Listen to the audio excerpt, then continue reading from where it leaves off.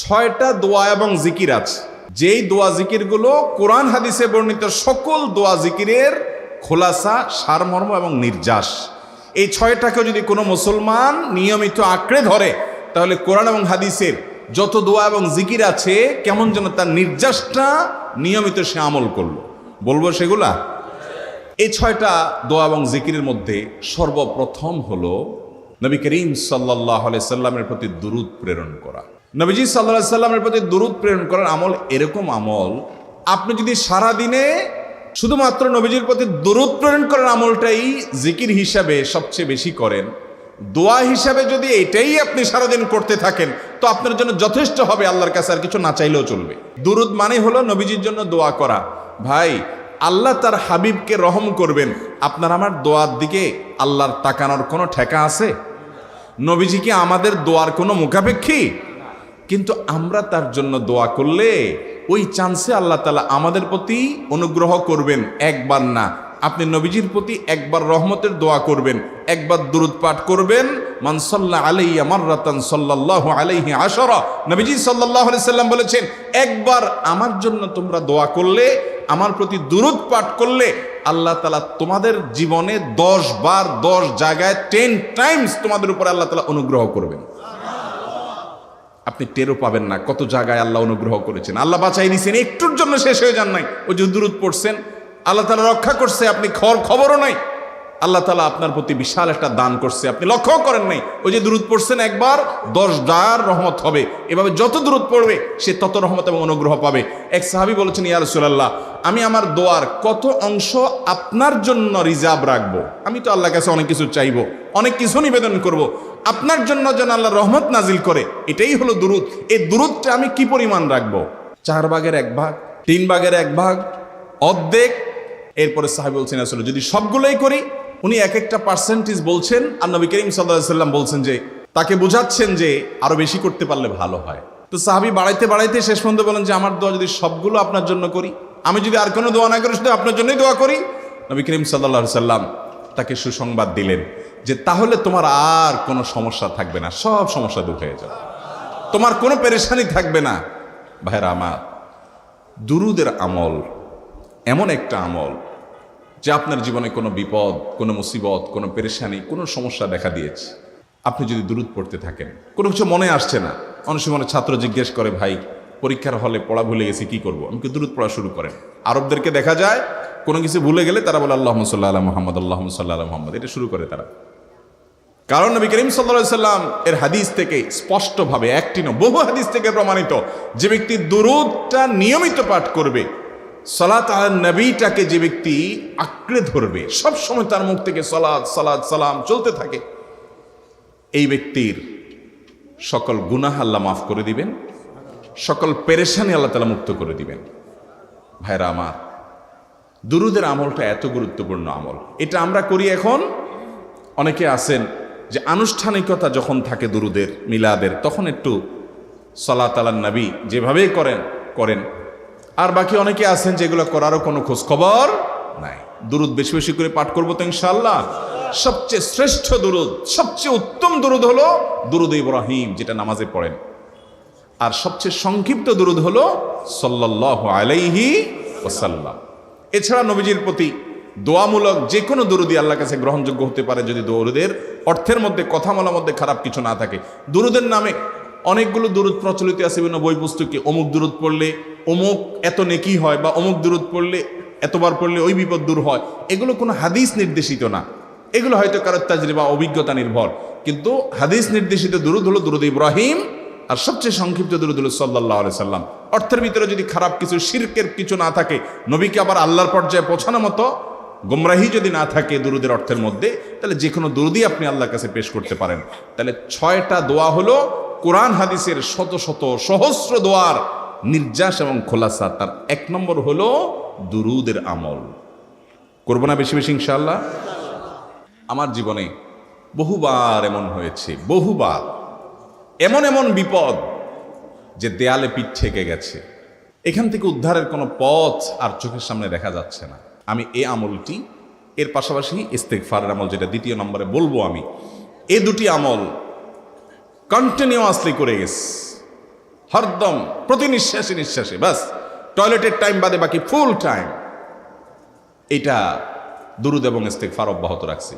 আল্লাহ তাআলা এমনভাবে অলৌকিকভাবে উদ্ধার করেছেন যে আমার কল্পনায়ও আসে না যে এখান থেকে এভাবে হেল্প হতে পারে। ভাইরা আমার অভিজ্ঞতার 2 পয়সার কোনো মূল্য নাই। আমার অভিজ্ঞতা কি আসলো না আসলো এটাতে কিছু আসা যায় নাই। রহমতুল্লিল আলামিন আল্লাহর রাসূল আল্লাহর নবী ওয়াদা করেছেন যে আপনার পেরেশানি দূর হবেই হবে ইনশাআল্লাহ। অতএব দুরুদের আমল বেশি বেশি করবো না ইনশাআল্লাহ। নাম্বার 2, ইস্তেগফার। ইস্তেগফার এটাও বেশি বেশি করতে হবে, দুরুদও বেশি বেশি করতে হবে। দুরুদের ব্যাপারে নবী করিম সাল্লাল্লাহু আলাইহি সাল্লাম এক হাদিসে বলেছেন, আকসিরু আলাইয়া মিনাস সালাতি মিন ইয়াউমিল জুমআতি ওয়া লাইলাতিল জুমআহ। জুমার রাতে আর জুমার দিনে, অর্থাৎ বৃহস্পতিবার দিবাগত রাত আর জুমার দিন শুক্রবার, এই সময়গুলোতে তোমরা আমার প্রতি বেশি বেশি দুরুদ পাঠ করো। এই যে নবীজি বলছেন বেশি বেশি পাঠ করো, তাহলে দুরুদটা বেশি বেশি পাঠ করতে হবে। ঠিক একইভাবে 2 নম্বর যেটা, দ্বিতীয় আমল যেটা ইস্তেগফার, এটাও বেশি বেশি করতে হবে। কারণ ইস্তেগফার সম্পর্কে কোন হাদিসের ভাষ্যের মধ্যে মান লাজিমাল ইস্তেগফার ভাষ্য এসেছে, অর্থাৎ যে ব্যক্তি ইস্তেগফারকে আঁকড়ে ধরবে, এটাকে কন্টিনিউয়াসলি করবে, ইস্তেগফার কখনো ছাড়বে না, সবসময় তার মধ্যে ইস্তেগফার অব্যাহত থাকবে, ওই ব্যক্তিকে আল্লাহ রাব্বুল আলামিন বিভিন্ন পেরেশানি থেকে সারপ্রাইজড হওয়ার মতো এমন এমন পথ বের করে দিবে যে সে চিন্তাও করে নাই। তার পেরেশানি থেকে মুক্তির পথ আল্লাহ তাআলা দেখায় দিবেন। ইস্তেগফার কিভাবে করবেন ভাই? ইস্তেগফার এমন একটা আমল, এটা ছাড়া তো আমাদের উপায় নাই ভাই। ইস্তেগফার আমাদের দুনিয়ার পেরেশানি দূর করবে, আখিরাতের পেরেশানি দূর করবে। দুনিয়ার পেরেশানি আমাদের বিপদ আপদ মুসিবত, এগুলো রিজিকের অনটন অভাব এগুলা, আর আখিরাতের পেরেশানি হলো আমাদের পাপ গুনাহ এগুলা। কোরআনে কারিমে আল্লাহ রাব্বুল আলামিন সূরা নূহের মধ্যে আল্লাহ নবী নূহ আলাইহিস সালাম তার সম্পর্কে বলছেন, ফাকুলতু আস্তাগফিরু রাব্বাকুম ইন্নাহু কানা গাফফারা ইউরসিলিস সামাআ আলাইকুম মিদরারা ওয়া ইউমদিদুকুম বিআমওয়ালিন ওয়া বানিন ওয়া ইয়াজআল লাকুম জান্নাতিন ওয়া ইয়াজআল লাকুম আনহারা। তিনি বলেন, আমি বলেছি আমার জাতিকে তোমরা ইস্তেগফার করো, আল্লাহর কাছে ইস্তেগফারটা করতে থাকো। রুটি রুজি নাই, চাকরি নাই, ইনকাম নাই, ব্যবসা খারাপ যাচ্ছে, পেরেশানি হচ্ছে, ইস্তেগফার ধরো, কি হবে? ইন্নাহু কানা গাফফারা। যদি ইস্তেগফার করো, 1 নম্বর লাভ হলো আল্লাহ মাফ করে দিবেন গুনাহ। ইউরসিলিস সামাআ আলাইকুম মিদরারা, যাতে ফসল ভালো হয়, রিজিক ভালো হয়, সেই ব্যবস্থা আল্লাহ করবেন। ওয়া ইউমদিদুকুম বিআমওয়ালিন ওয়া বানিন, ছেলে মেয়ে হয় না অথবা ভালো ছেলে মেয়ে নাই, আল্লাহ তাআলা নেক সন্তান দিয়ে তোমাকে শক্তিশালী করবেন, সম্পদ দিয়ে শক্তিশালী করবেন। ওয়া ইয়াজআল লাকুম জান্নাতি ওয়া ইয়াজআল লাকুম আনহারা, আল্লাহ তাআলা প্রসবন দিবেন, ফসল দিবেন, বরকত দিবেন রুজিতে। কিসের মাধ্যমে? ইস্তেগফার। কিসের ফা? আহা, ইস্তেগফারের আমল আমাদের দেশে মানুষ আমরা জানি না ভাই। এটাও আরবদেরকে আমি দেখেছি সারাক্ষণ তারা অবসর সময়গুলোতে ইস্তেগফার করতে থাকে, আস্তাগফিরুল্লাহ ওয়া আতুবু ইলাইহি, আস্তাগফিরুল্লাহ আস্তাগফিরুল্লাহ। মানে কি? আল্লাহর কাছে আমি ক্ষমা প্রার্থনা করি, আল্লাহর কাছে আমি মাপ চাই, আল্লাহর কাছে আমি তওবা করি, আল্লাহর দিকে আমি ধাবিত হই, আল্লাহর কাছে আমি ফিরে যাই, আস্তাগফিরুল্লাহ আস্তাগফিরুল্লাহ। আপনি বসে আছেন নিরিবিলি, ভাইরা আমার এখন আর নিরিবিলি বলতে কোনো সময় নাই, এখন আর ফ্রি টাইম নাই, এখন আর আমাদের অবসর টাইম নেই। আস্তাগফিরুল্লাহ কখন বলবো? মোবাইল টিপতে টিপতে টিপতে টিপতে, ফেসবুকের নোটিফিকেশন দেখতে দেখতে দেখতে, লাইক কমেন্ট গুনতে গুনতে আমাদের এখন কোনো ফুরসত নাই। বাহিরে তো নাই, টয়লেটে গেলেও তখন আমাদের ব্যস্ততা মোবাইল নিয়ে, ফেসবুক নিয়ে, ঘুমাইতে গেলেও আমাদের ব্যস্ততা। ও ভাই আমার, অথচ আমার হায়াত শেষ হয়ে যাচ্ছে, আমল নামার শূন্য খালি, ফেসবুক টিপাটিপিতে পরিপূর্ণ। আল্লাহর কাছে কি নিয়ে যাবেন? ইস্তেগফার করবেন তো ইনশাআল্লাহ? অবসর সময় ইস্তেগফার করবেন তো ইনশাআল্লাহ? নিরিবিলি আছেন, একাকী আছেন, ইস্তেগফার চালায় দেন। 10 সেকেন্ড টাইম পাইছেন, ইস্তেগফার শুরু করে দেন। ডাক্তারের কাছে গেছেন, ওয়েটিংয়ে আছেন, বসে আছেন, ইস্তেগফার করতে থাকেন। সিরিয়াল আছেন কোনো কাজের, ইস্তেগফার করতে থাকেন। ডিউটিতে যাচ্ছেন, গাড়িতে, বাইসাইকেলে, বাইকে, যে কোনোভাবে পায়ে হেঁটে ইস্তেগফার করতে থাকেন। যে কোনো অবসরের সময়গুলোকে ইস্তেগফার দিয়ে পরিপূর্ণ করে দেন। ভাইরা আমার, ইস্তেগফার সকল সমস্যার সমাধান। ইস্তেগফারের ভিতরে সবচেয়ে শ্রেষ্ঠ ইস্তেগফার হলো সাইয়্যিদুল ইস্তেগফার। সাইয়্যিদুল ইস্তেগফারটা যদি মুখস্থ না পারেন, অন্তত লিখিত ভার্সনটা পড়েন। সাইয়্যিদুল ইস্তেগফারের যে অর্থ, এটার যে মর্ম, বড় হৃদয়গ্রাহী ভাই, বড় মর্মস্পর্শী। ইমানদার এটার অর্থের দিকে তাকায় যদি পড়ে তো তার অন্তর না গলে পারে না। অর্থের দিকে লক্ষ্য করে করে মর্মটা বুঝে বুঝে একটু সাইয়্যিদুল ইস্তিগফার পড়েন, লেখা দেখে দেখে পড়েন, ইউটিউব থেকে দেখে দেখে পড়েন, কিন্তু পড়েন। আল্লাহুম্মা আনতা রাব্বি লা ইলাহা ইল্লা আনত খালাকতানি ওয়া আনা আবদুকা ওয়া আনা আলা আহদিকা ওয়া ওয়া'দিকা মাসতাতা'তু আউযু বিকা মিন শাররি আবুউ লাকা বিনি'মাতিকা আলাইয়া ওয়া আবুউ লাকা বিযামবি ফাগফিরলি ফাইন্নাহু লা ইয়াগফিরুদ যুনুবা ইল্লা আনতা। এটা হলো বড় ইস্তিগফার। এত বড় ইস্তিগফার পড়তে পারেন না, কোনো পেরেশানি নেই, কোনো অসুবিধা নেই। সবচেয়ে ছোট ইস্তিগফার হলো আস্তাগফিরুল্লাহ আস্তাগফিরুল্লাহ আস্তাগফিরুল্লাহ। আল্লাহ আপনার কাছে ক্ষমা চাই, কত ভুল হয়ে যায়, কত অন্যায় হয়ে যায়। ভাইরা আমার, এটা হলো রিমুভার। ভুল করে কিছু লিখছেন, রিমুভ করে ফেলছেন, শেষ হয়ে গেছে। আপনি ঘন ঘন ইস্তিগফার পড়তে থাকেন, অগণিত ভুল হয়, অগণিত ত্রুটি হয়, বারবার ইস্তিগফার এগুলোকে সবগুলোকে শেষ করে দেয়। ভাইরা আমার, নিরাপত্তা এনে দেয়। আল্লাহ কোরআনে কারিমে বলেছেন যে আপনার রব আপনার কওমের প্রতি আযাব নাজিল করবেন না যদি আপনি থাকেন। আর যদি তারা ইস্তিগফারে রত রাখে তাহলে গণ আযাব আল্লাহর পক্ষ থেকে আসবে। অতএব ভাইরা আমার, ইস্তিগফার বেশি বেশি করতে হবে। 6টা আমল, 6টা জিকির, দোয়া হলো শত শত হাজার দোয়া এবং জিকিরের সান্নিধ্যাসের। দ্বিতীয়টা হলো ইস্তিগফার। চেষ্টা করবো না ইনশাআল্লাহ ইস্তিগফার করা, চলতে ফিরতে আস্তাগফিরুল্লাহ ওয়া আতুবু ইলাইহি, অথবা শুধু আস্তাগফিরুল্লাহ। আরেকটা ইস্তিগফার হাদিসে বর্ণিত, আস্তাগফিরুল্লাহাল্লাযী লা ইলাহা ইল্লা হুয়াল হাইয়ুল কাইয়্যুম ওয়া আতুবু ইলাইহি ওয়া লা হাওলা ওয়া লা কুওয়াতা ইল্লা বিল্লাহ। এটাও ইস্তিগফার। তাহলে একটা বড় ইস্তিগফার, একটা মিডিয়াম, একটা ছোট, যার যেটা সুবিধা হয় এটা পড়েন। বড়টা হলো সাইয়্যিদুল ইস্তিগফার, সবচেয়ে শ্রেষ্ঠ ইস্তিগফার যেটা হাদিসে বর্ণিত হয়েছে। সাইয়্যিদুল ইস্তিগফার নবীজি সকাল সন্ধ্যা পাঠ করতেন, বিভিন্ন সময় পাঠ করতেন, রাতে পাঠ করার কথা বলতেন। সাইয়্যিদুল ইস্তিগফার পাঠ করলে আল্লাহ রাব্বুল আলামিন ওই দিনে, ওই রাতে, ওই ব্যক্তি মারা গেলে তার সব গুনাহ খাতা মাফ করে তাকে জান্নাত দিবেন ইনশাআল্লাহ। অতএব ভাইরা আমার, সাইয়্যিদুল ইস্তিগফার সবচেয়ে বড়, আস্তাগফিরুল্লাহাল্লাযী লা ইলাহা ইল্লা হুয়াল হাইয়ুল কাইয়্যুম ওয়া আতুবু ইলাইহি ওয়া লা হাওলা ওয়া লা কুওয়াতা ইল্লা বিল্লাহ। এটা হলো মাঝারি ধরনের। আর সবচেয়ে ছোট ইস্তিগফার হলো আস্তাগফিরুল্লাহ ওয়া আতুবু ইলাইহি। তাহলে 6 আমলের কয়টা গেল? 2টা। প্রথমটা হলো দুরুদ আর দ্বিতীয়টা হলো ইস্তিগফার। নাম্বার 3, এটা আমাদের বেশিরভাগ মানুষ জীবনে হয়তো শুনেনও নাই, অনেকে হয়তো শুনছেন, আমল করা হয় না। খুব সীমিত সংখ্যক আল্লাহর বান্দার আমলের তৌফিক হয়। সেটা হলো ইয়া যাল জালালি ওয়াল ইকরাম। এটা একটা জিকির, আল্লাহ তাআলাকে ডাকা, আহ্বান করা, এটাই জিকির। ইয়া যাল জালালি ওয়াল ইকরাম। নবী করিম সাল্লাল্লাহু আলাইহি সাল্লাম বলেছেন, আলিজু বিয়া যাল জালালি ওয়াল ইকরাম। তোমরা ইয়া যাল জালালি ওয়াল ইকরাম এটাকে আঁকড়ে ধরো, এটাকে নিয়মিত করো, বেশি বেশি করে বলতে থাকো এটাকে সব সময় এটাকে মুদাওয়ামাতের সাথে কন্টিনিউয়াসলি এটা বলতে থাকো, ইয়া যাল জালালি ওয়াল ইকরাম। অনেক উলামায়ে কেরাম, মুহাদ্দিসিনে কেরাম ইয়া যাল জালালি ওয়াল ইকরাম কেন নবীজি এত বেশি বলতে বলেছেন, এটার মাধ্যমে আমাদের লাভটা কি, এর ব্যাখ্যা করতে গিয়ে বলেছেন ইয়া যাল জালাল মানে হলো হে মহান, মহান বড়ত্বের অধিকারী, হে জালালের অধিকারী, হে জালাল। ওয়াল ইকরাম, হে দানশীল। তাহলে প্রথম বাক্যে আল্লাহর বড়ত্বের কথা স্বীকৃতি দিয়ে প্রশংসা করা হয়, আর দ্বিতীয় বাক্যে হে দানশীল বলে আল্লাহ তাআলার কাছ থেকে চাওয়া হয় যে আপনি যেহেতু দানশীল এবং আপনি যদি মহান, অতএব আপনি আমাকে দান করেন। এটা ডাকলেই, আল্লাহকে এই বলে ডাকলেই চাওয়া হয়ে যায়। এই জন্য বেশি বেশি করে ইয়া যাল জালালি ওয়াল ইকরাম পড়তে হবে।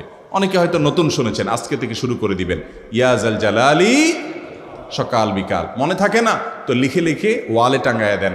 বাসা বাড়িতে এমন জায়গায় লিখে রাখেন তাকাইলে নজরে পড়ে, কারণ মোবাইলে আমাদেরকে সবকিছু ভুলাই দেয়, দুনিয়ার ব্যস্ততা সব ভুলাই দেয়। এই জন্য বেশি বেশি ইয়া যাল জালালি ওয়াল ইকরাম পড়বো। 3টা হয়ে গেল। নাম্বার 4 নম্বর যে দোয়া এবং জিকির করতে নবী করিম সাল্লাল্লাহু আলাইহি সাল্লাম সব সময় আমাদেরকে উৎসাহ দিয়েছেন, অনুপ্রেরণা দিয়েছেন।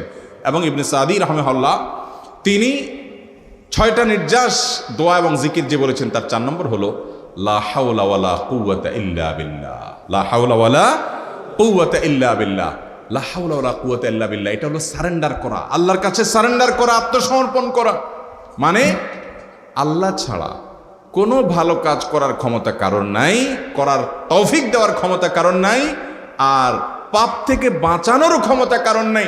এই জন্য আমি কেমন যেন আল্লাহর কাছে সারেন্ডার করছেন, লা হাওলা ওয়ালা কুওয়াতা ইল্লা বিল্লাহ। কোন অবস্থা, কোন সামর্থ্য এগুলো কারোর কাছে নাই, শুধুমাত্র কার কাছে আছে? আল্লাহর কাছে আছে। এই অর্থ বুঝে আপনি লা হাওলা ওয়ালা কুওয়াতা ইল্লা বিল্লাহ বেশি বেশি পাঠ করবেন। নবী করিম সাল্লাল্লাহু আলাইহি সাল্লাম বলেছেন, তোমাদেরকে কি আমি জান্নাতের একটা ভান্ডারের খবর দিব, যেটা জান্নাতের ভান্ডার, সওয়াব টওয়াব না, সাধারণ অল্প স্বল্প সওয়াব না, পুরো জান্নাতের ভান্ডারের সন্ধান দিয়ে দিব। সাহাবা ইকরাম তো চাইতেনই সেটা। নবীজি সাল্লাল্লাহু আলাইহি সাল্লাম তখন বলেছেন যে লা হাওলা ওয়ালা কুওয়াতা ইল্লা বিল্লাহ, এটা হলো কানজুম মিন কুনুজিল জান্নাহ, জান্নাতের ভান্ডার সমূহের মধ্যে থেকে একটা বড় ভান্ডার হলো লা হাওলা ওয়ালা কুওয়াতা ইল্লা বিল্লাহ। অতএব এই আমলটাও বেশি বেশি করবেন। 4 নম্বর আমল হয়ে গেল। দুরুদের আমল 1, ইস্তিগফার আমল 2, ইয়া যাল জালালি ওয়াল ইকরাম 3, লা হাওলা ওয়ালা কুওয়াতা ইল্লা বিল্লাহ। কয়টা হলো? 4। 5 নম্বর আমল হলো দোয়া ইউনুস। দোয়া ইউনুস জানা আছে তো? লা ইলাহা ইল্লা আনতা সুবহানাকা ইন্নী কুনতু মিনাজ জালিমিন। ভাইরা আমার, অর্থের দিকে তাকায়া মাঝে মধ্যে মোবাইল টোবাইল সব ফালায় রেখে একটু আল্লাহর সাথে কথা বলবেন, আল্লাহর সাথে একটু কানেক্টেড হওয়ার চেষ্টা করবেন, আল্লাহর সাথে একটু সংযুক্ত হওয়ার চেষ্টা করবেন। ডিসকানেক্টেড তো পুরো লাইফটা কাটাই দিলেন, একটু কানেক্টেড হওয়ার চেষ্টা করেন। প্রতিদিন কিছু সময় বসে একটু জিকির করেন, চলতে ফিরতে একটু আল্লাহকে সময় দেন। আপনি উপকৃত হবেন, আপনার কল্ব জিন্দা হবে, আমল নামা সওয়াবে পরিপূর্ণ হবে। লা ইলাহা ইল্লা আনতা সুবহানাকা ইন্নী কুনতু মিনাজ জালিমিন। অর্থের দিকে তাকান, কত মর্মস্পর্শী। লা ইলাহা ইল্লা আনতা, আল্লাহ আপনি ছাড়া কোনো সত্যিকারের মাহবুদ নাই, উপাস্য নাই। সুবহানাক, আপনি পবিত্র, আমি আপনার পবিত্রতা জ্ঞাপন করছি। ইন্নী কুনতু মিনাজ জালিমিন, তবে আমি সেসব মানুষদের অন্তর্ভুক্ত যারা নিজের প্রতি নিজে জুলুম করেছে, অবিচার করেছে, অন্যায় করে আমার নিজের পায়ে নিজে কুড়াল মেরেছি বহু। অতএব আপনি আমাদের প্রতি রহম করেন। এই দোয়া পাঠ করে আপনারা সবাই জানেন আল্লাহর একজন নবী, তিনি জীবনের সবচেয়ে কঠিন পরিস্থিতির মুখোমুখি হয়ে এমন বিপদে পড়েছেন যে বিপদ থেকে উদ্ধারের কোনো পথ ছিল না। দুনিয়াবী সকল সিস্টেম বলবে যে সমুদ্রে নিক্ষেপিত হয়ে বিশাল বড় সমুদ্রের প্রাণী মাছের পেটে চলে গেলে সে মানুষ আবার বাঁচে কিভাবে? মুহূর্তের ভিতরেই তো মারা যাবে অক্সিজেনের অভাবে। এটাই দুনিয়ার সিস্টেম বলে। আল্লাহ তাআলা অলৌকিকভাবে লৌকিক সিস্টেমের ঊর্ধ্বে রেখে আল্লাহ তাআলা তাকে এই বাক্য পাঠ করার কারণে এর মাধ্যমে আল্লাহ তাকে মুক্তি দান করেছে। এবং আল্লাহ তাআলা এই ঘটনা কোরআনে উল্লেখ করার পর একটা সুসংবাদ বলছেন আমাদের সবার জন্য, বিরাট বড় আনন্দের সংবাদ। আল্লাহ বলেছেন ওয়াকাযালিকা নুনজিল মুমিনিন।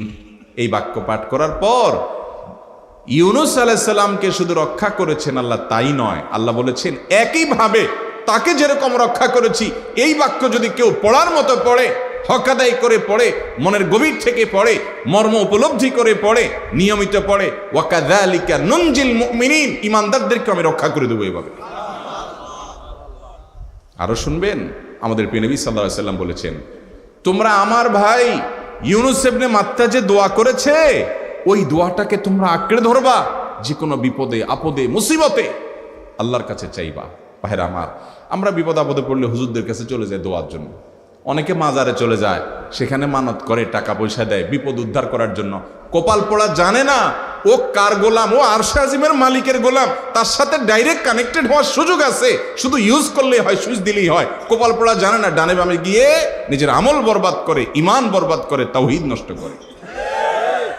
ভাইরা আমার, তাহলে যে কোনো সমস্যা ফিল করি অথবা স্বাভাবিক অবস্থাতে দোয়া ইউনুস পাঠ করব, লা ইলাহা ইল্লা আনতা সুবহানাকা ইন্নী কুনতু মিনাজ জালিমিন।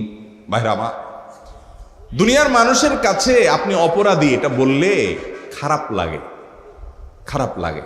আপনি একটা অফিসে চাকরি করেন, দুর্নীতি করে চুরি করে ধরা পড়ছেন, বসের কাছে যে মাপ চাইছেন, স্যার ভুল হয়ে গেছে, আর কখনো করব না, লোভে পড়ে করে ফেলছি, বিপদে পড়ছিলাম, টাকার টানছিল স্যার, আর কোনোদিন করব না, মাফ করে দেন স্যার, চাকরিটা রাখেন স্যার। আপনি মাপ চাইলেন, লজ্জিত হলেন, চোখের পানি ফেললেন, পাও ধরে মাপ চাইলেন, ছোট হলেন। এই ছোট হওয়ার পরে আপনার চাকরি যদি টিকেও যায়, বস যদি আপনাকে মাফ করেও দেন, তারপরেও কি আপনার কাছে ভালো লাগবে? না এত বড় একটা অঘটন ঘটলো, ছোট হলেন, সবার সামনে লজ্জিত হলেন, অনুতপ্ত হলেন, ধরা পড়লেন, মাপ চাইতে হইলো, এই জন্য আপনার খারাপ লাগবে না? কিরকম খারাপ লাগা লাগবে? এত খারাপ লাগে অনেকে সহ্য করতে পারে না, গুনাহের দিকে চলে যায়, আত্মহত্যা পর্যন্ত করে ফেলে, এই বেইজ্জতি সহ্য করতে পারে না। ঠিক না ভাই? ঠিক। মানুষের কাছে মাপ চাইলে, মানুষের কাছে ছোট হলে মানুষের কষ্ট হয়। অদ্ভুত। আরশে আজিমের মালিকের কাছে সেজদায় পড়ে চোখের পানি ফেলে যদি স্বীকার করেন, ও মালিক, নামাজ পড়ি নাই, বড় জুলুম করেছি, কাবিরা গুনাহ করেছি, ও মালিক, হারাম জিনিস দেখে ফেলেছি, খারাপ জিনিস শুনে ফেলেছি, পাপ করেছি, অপরাধ করেছি মালিক, জাহান্নামের যে বিবরণ হাদিসে আসছে এটা সহ্য করার ক্ষমতা আমার নাই, আপনি আমাকে মাফ করে দেন। এইভাবে যদি আল্লাহর কাছে একটু চোখের পানি ফেলে দোয়া করেন, একটু দোয়া করে দেখেন, আল্লাহর শপথ করে বলছি, আপনার জীবনে সবচেয়ে আনন্দের মুহূর্ত হবে তখন যেদিন এরকম দোয়া করতে পেরেছেন, চোখের পানি ফেলতে পেরেছেন। দুনিয়ার মানুষের কাছে ছোট হলে মানুষের মনটা সংকীর্ণ হয়, ছোট হয়, মানুষ অপমান বোধ করে, খারাপ লাগে। মালিকের কাছে যদি কেউ মাপ চায়, চোখের পানি ফেলে, ইস্তিগফার করে, ছোট হয়, তাহলে তার অন্তরে আরো আনন্দ অনুভব হয়। সালহাতু সঙ্গে বুদি দিল খরাশ, আজমোদে এক জামানা খাকে বাস। পাথর হয়ে বহুকাল ছিলে ভাই, কিছুকালের জন্য একটু মাটি হওয়া আসো, একটু মাটি হয়ে দেখো। পাথর হয়ে তুমি যতটা আনন্দিত হয়েছো, পুলকিত হয়েছো, পরিতৃপ্ত হয়েছো, আরশে আজিমের মালিকের শপথ করে বলছি, আল্লাহর কাছে মাটি হয়ে, ছোট হয়ে, তুচ্ছ হয়ে, অপমানিত হয়ে, ক্ষমা চেয়ে, ইস্তিগফার করে তুমি যখন লা ইলাহা ইল্লা আনতা সুবহানাকা ইন্নী কুনতু মিনাজ জালিমিন, নিজে পাপ করেছো এটা স্বীকার যখন করবে, তখন আল্লাহ তাআলা শুধু মাফ করবেন না, তোমাকে ঈমানের স্বাদ দিবেন, তুমি সাথে সাথে অন্তরে সেটা অনুভব করবা। ভাইরা আমার, আল্লাহর দিকে ধাবিত হব তো ইনশাআল্লাহ? গুনাহের, পাপের, অপরাধের পথ ছেড়ে আসবো তো ইনশাআল্লাহ? লা ইলাহা ইল্লা আনতা সুবহানাকা ইন্নী কুনতু মিনাজ জালিমিন। কোরআন হাদিসের নির্যাসের 5 নম্বর আমল দোয়া ইউনুস। নবীজি সাল্লাল্লাহু আলাইহি সাল্লাম বলেছেন, আমার ভাই ইউনুস আলাইহিস সালাম, তিনি আল্লাহর কাছে এটা পড়ে যেরকম বিপদ থেকে রক্ষা পেয়ে গেছেন, তোমরা আমার ভাই ইউনুস আলাইহিস সালামের দোয়াটা বেশি বেশি পড়বা, ওইটাকে তোমরা আঁকড়ে ধরবা, তোমাদেরকে আল্লাহ তাআলা উদ্ধার করবে। আল্লাহ কোরআনে ওয়াদা করেছেন, ওয়া কাযালিকা নুনজিল মুমিনিন, এভাবে আমি ইমানদারদেরকে রক্ষা করব। অতএব ভাইরা আমার, বিপদ আপদে ওই মাজারে দৌড় দিবেন না, হুজুরের কাছে দোয়া চান, এটাতে দোষের কিছু নাই, কিন্তু সব কিছুর আগে আপনি নিজে নিজের মালিকের কাছে চান। আমরা অনেকে দোয়া করি না, কেন করি না? আমরা মনে করি, যাই রে, আমি এত গুনাহগার মানুষ, আমার দোয়া কবুল হবে, এই জন্য হুজুরের কাছেই শুধু যায়, যে হুজুর যদি কিছু বলে দেয়। আল্লাহর কাছে ডাইরেক্ট চাইলে যে পাওয়া যাবে, এটা অনেক মুসলমান বিশ্বাস করে না, ভালো করে জানে না। ভাইরা আমার, আল্লাহ কোরআনে বলেছেন, উদউনি আস্তাজিব লাকুম, তোমরা আমার কাছে দোয়া করো, আমি কবুল করব, ওয়াদা করেছেন আল্লাহ তাআলা। আমার রব কি ওয়াদার খেলাফ করে? আমাদের রব ওয়াদার খেলাফ করে? ইন্নাহু লা ইউখলিফুল মিআদ, তিনি ওয়াদার খেলাফ করেন না। তিনি বলেছেন তোমরা দোয়া করো, হালাল বক্ষণ থাকে, যদি হালাল উপার্জন যদি থাকে, শরীরে যদি হারাম যদি না থাকে, শর্ত আদায় করে দোয়া যদি করেন, দোয়া করে আবার হুলস্থুল যদি না করেন, তাড়াহুড়ো যদি না করেন, দোয়া করে আল্লাহর কাছে দরখাস্ত জমা দিয়ে দেন, দুরূদ পাঠ করেন, শর্ত আদায় করে দোয়া করেন, আপনি যত অপরাধী হন, যত গুনাহগার হন, যত পাপিষ্ঠ হন, আল্লাহ আপনার দোয়া কবুল করবে। আচ্ছা ভাই, আমরা যত খারাপ হই, আপনি নামাজ পড়েন না, আপনি ফিল্ম দেখেন, আপনি হারাম জিনিস দেখেন, আপনি অনেক খারাপ কাজ করেন, গালিগালাজ করেন, মানুষের হক মারেন, যত খারাপ আপনি হন, আপনি ইবলিসের চেয়ে বেশি খারাপ হতে পারবেন? ইবলিসের চেয়ে বেশি খারাপ হওয়ার সুযোগ আছে? খারাপের বাপ সে, তার মতো খারাপ তো আপনি চাইলেও হতে পারবেন না। ঠিক না ভাই? ঠিক। আচ্ছা, এই ইবলিস আল্লাহর কাছে দোয়া করছে কখন? এমন সময় যখন আল্লাহ তাকে নির্দেশ করছে সেজদা করো, আদমের সম্মানে। সেই নির্দেশ সে লঙ্ঘন করেছে, ডাইরেক্ট আল্লাহর সামনে সরাসরি লঙ্ঘন, সরাসরি বিদ্রোহ। আপনার সামনে আপনার ছেলে, আপনার কর্মচারী, আপনার কাজের লোক ডাইরেক্ট যদি একটা জিনিস বলে পারবো না, কি পরিমাণ মেজাজ আপনার গরম হবে চিন্তা করেন। অথচ আপনিও মানুষ, সেও মানুষ, আর আল্লাহ হলেন সৃষ্টিকর্তা, এ হলো সৃষ্টি। সে যুক্তি দেখায়, খালাক্তানি মিন নার ওয়া খালাক্তাহু মিন তিন, আমারে আগুন থেকে তৈরি করছেন, তারে মাটি থেকে তৈরি করছেন, আমি কেন তারে সিজদা করব? তর্ক যুক্তি হাজির করে আল্লাহর নির্দেশকে আল্লাহর সামনে লঙ্ঘন করেছে। কত ডেঞ্জারাস সিচুয়েশন বুঝেন, কি পরিমাণ রাগ আল্লাহ রাব্বুল আলামিন হওয়ার কথা। তার তো গুণবাচক নাম শুধু রহমান রহিম না, তার গুণবাচক নাম আছে কি? কাহার, জব্বার। তো আল্লাহ রাব্বুল আলামিনের এই গুণবাচক নামও তো আছে। তিনি তো প্রচন্ড রকমের কাহারের অধিকারী। তো আল্লাহর সামনে ডাইরেক্ট তার আদেশকে লঙ্ঘন করেছে, হঠকারিতা দেখিয়েছে, অহংকার করেছে, দম্ভ দেখিয়েছে, এত বড় বেয়াদবি করেছে। ওই টাইমে আল্লাহ তাআলা তো রাগ হওয়ার কথা। ওই রাগের সময়, ওই কঠিন সময় ইবলিস যখন আল্লাহ তাকে বললেন, যাও ফখরুজ মিনহা ফাইন্নাকা রাজিম, জান্নাত থেকে বের হও, তুমি বিতাড়িত, আল্লাহ রাগ হয়ে তাকে জান্নাত থেকে বের করে দিলেন। ভাইরা আমার, এই রকম সময় পর্যন্ত ইবলিস দোয়া করে বসছে। কি দোয়া করছে?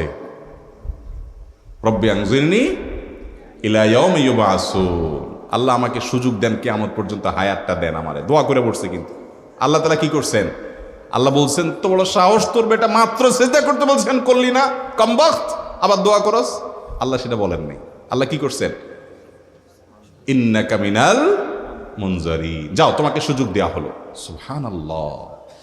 ইবলিস যদি আল্লাহর রাগ হওয়ার মতো সময়ে, ক্রোধ হওয়ার মতো সময়ে আল্লাহর সামনে আল্লাহর সরাসরি অবাধ্য হয়ে আল্লাহ তাকে বের করে দিচ্ছেন বিতাড়িত শয়তানকে, ওই টাইমে যদি দোয়া করার পর ইবলিসের দোয়া কবুল হয়, ও মুসলমান, আপনি আল্লাহর গোলাম হিসাবে নিজেকে স্বীকার করেন, আপনি যত পাপিষ্ঠ হন না কেন, আপনার দোয়া কেন কবুল হবে? আল্লাহর কাছে দোয়া করবো না ইনশাআল্লাহ? ইবলিসই আমাদেরকে বুঝায়, ফুসলায়, তুই কোন মুখে দোয়া করবি আল্লাহর কাছে? তোর নামাজের ঠিক নাই, তোর ইবাদতের ঠিক নাই, এত আকাম কুকাম করস ফেসবুকে, ইউটিউবে, তোর মতো 2 নম্বর একটা মানুষ, কোন মুখে আল্লাহর কাছে দোয়া করবি? থাক, দোয়া করিস না, আমি কেমনে এই মুখ নিয়ে দোয়া করবি? এটা যখন আপনার মনের ভিতরে আসে, তখন বুঝবেন যে মিস্টার ইবলিস অ্যাক্টিভ হয়ে গেছে আপনার শরীরে। কথা কি বুঝাতে পারছি? আল্লাহর কাছে দোয়া করবেন তো ইনশাআল্লাহ? এই 6টা দোয়া জিকিরের 5 নম্বর দোয়া ইউনুস, অর্থ সহকারে বুঝে বুঝে আল্লাহর কাছে চাইবেন এবং দোয়া করবেন। 6 নম্বর হলো সুবহানাল্লাহ, আলহামদুলিল্লাহ, লা ইলাহা ইল্লাল্লাহ, আল্লাহু আকবার। এই বাক্যগুলো দেখবেন ঘুরে ফিরে নবী করিম সাল্লাল্লাহু আলাইহি ওয়াসাল্লাম সারাদিন পড়তেন। 5 ওয়াক্ত নামাজের পরে 33 বার দেখবেন। আবার দেখবেন সকাল সন্ধ্যায় সুবহানাল্লাহি ওয়া বিহামদি 100 বার, সুবহানাল্লাহি ওয়া আলহামদুলিল্লাহি আল্লাহু আকবার 100 বার। আবার এগুলো মাঝে মধ্যে 10 বার, রাতের শোয়ার সময় 33, 34 বার। বিভিন্ন সময় দেখবেন ঘুরে ফিরে এই সুবহানাল্লাহ, আলহামদুলিল্লাহ, লা ইলাহা ইল্লাল্লাহ, আল্লাহু আকবার, এগুলো একটা মিজানের পাল্লাকে পরিপূর্ণ করে দেয়। কোনোটা আসমান এবং জমিনের মধ্যবর্তী জায়গায় সওয়াব দিয়ে পরিপূর্ণ করে দেয়। এত বেশি ফজিলতপূর্ণ জিকির। এই জন্য পুরো কোরআন হাদিসের দোয়া এবং জিকিরের নির্যাসের শেষ এবং 6 নম্বর হলো বেশি বেশি করে দিন রাত 24 ঘন্টা যখন সুযোগ পাবেন, যেখানে যেখানে হাদিসে যে সংখ্যা বলা আছে ওটাতে করবেনই, ওর বাইরেও বেশি বেশি করে সুবহানাল্লাহ, আলহামদুলিল্লাহ, লা ইলাহা ইল্লাল্লাহ, আল্লাহু আকবার বেশি বেশি করবো না ইনশাআল্লাহ?